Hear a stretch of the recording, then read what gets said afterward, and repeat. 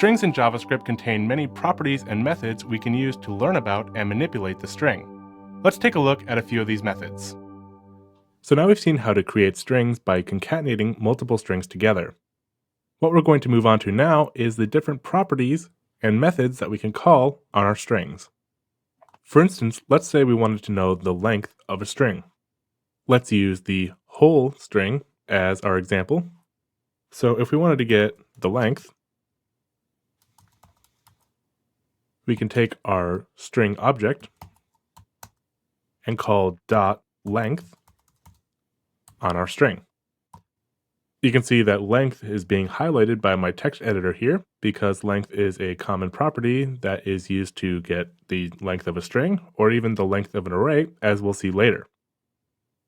So if we do a console.log of our length variable, and we go back to our browser, and we refresh our page, we can see that 12 is now being displayed in our console.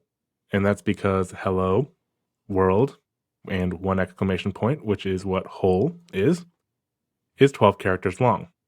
If we want to see that together, we can do console.log whole, comma, length.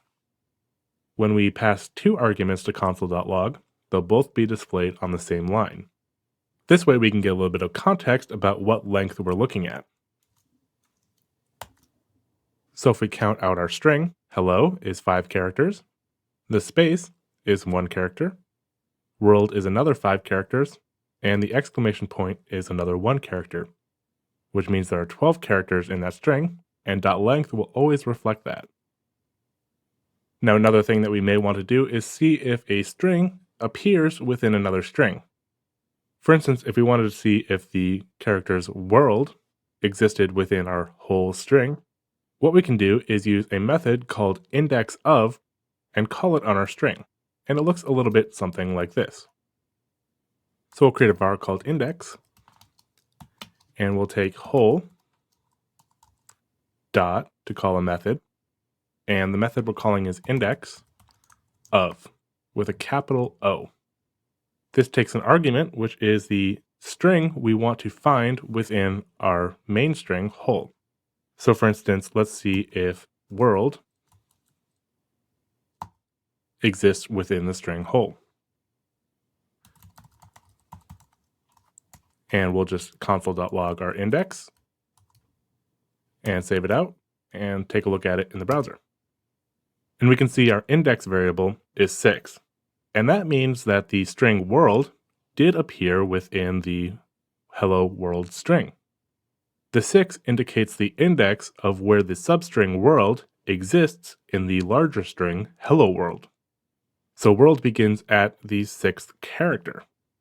This index is 0 based. So for instance, if we wanted to count this out, the H in hello world would be index 0, E would be 1, L would be 2 and 3, O would be 4, the space would be index 5, and the W would be index 6, which is what our index is, and is the return value of indexOf.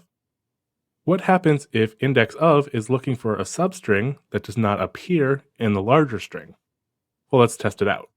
We'll create index2, and we can do whole.indexOf.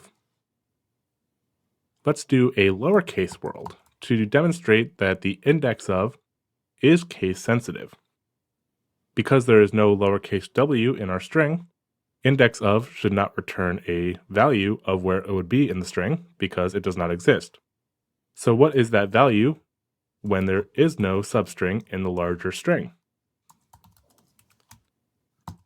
So we'll console.log index2, and we'll see that the value now is -1. So when indexOf is searching for a string that it cannot find, the return value will be -1. So a common technique when searching for a string inside of another string is to use the indexOf method and check that its value is not -1. So you may commonly see something like this. If whole.indexOf, and we could, for instance, just put a single character, whole.index of w is not equal, and that's a exclamation point, equal, -1. Then we can say console.log w exists in string, else console.log w does not exist. So if we take a look at the code, we can see that w exists in our string hello world. So whenever you see JavaScript code that uses index of and test it against -1, you'll know now that -1 means that the string does not exist in the larger string, and any other value means that the substring does appear in the larger string.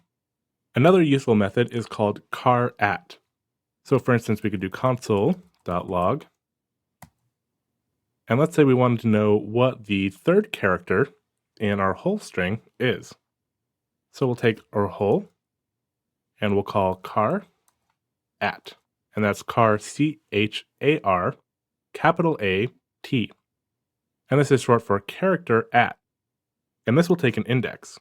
So remember, it's 0-based, so if we want to find the third character in our string, it's going to be at index number 2. And quite predictably, this will return the single character at index number 2 in our string. So if we refresh, we can see that it's L. And it's the first L, so to make it less ambiguous, let's take a look at character 1. And if we refresh, we'll see that it's E. And that's because E is at index 1 in our string. Up next, we'll see a few more methods that we can use on strings.